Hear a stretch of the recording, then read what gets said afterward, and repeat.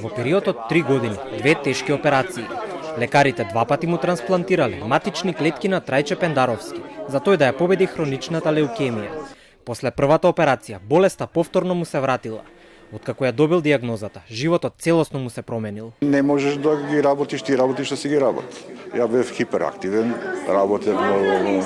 Сега не можеш, веќе не си во толкава можност, мислам да сила нема. Треба да се внимава на инфекции, на болести, така, затоа што организмот е веќе нападнат со тешка болест и не му требаат уште други некои болести да го оставне уште повеќе. Втората операција Трајче Пендаровски ја имал пред околу 7 месеци. Резултатите сега му се добри, а контролите на лекар редовни. Терапија има во доволни количини, но во светот има и нови лекови кои ги нема во земјава и треба да бидат увезени, апелира тој. Медицината не напредно, има подобри лекарства, по-нови.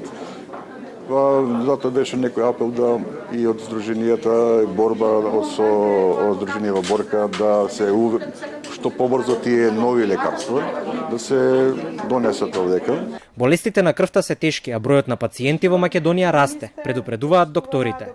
За 4 години во земјава пораснал бројот на пациенти со акутна леукемија. Во 2014 година, во текот на целата година биле диагностицирани 50 пациенти со акутна леукемија, минатата година беа 91 пациент со акутна леукемија, а до 30 јуни оваа година веќе имаме 50 ново диагностицирани пациенти со акутна леукемија. Бројот на пациенти во овој момент е зголемен за близу 80%.